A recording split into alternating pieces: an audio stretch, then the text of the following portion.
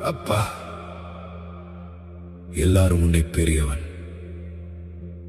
உயர்ந்தவன் சொல்றாங்க. ஆனா எனக்கு நீ வெறும் என்னுடைய அப்பா மட்டும்தான்.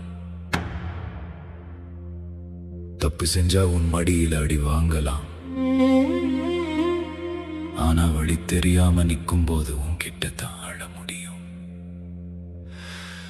சிவாய நம. என் அப்பனே. பெத்தவன் கைவிட்டால் திக்கற்று போவேனோ, என்னத்த நீரு கையில் அநாதையாகி நின்றேனோ.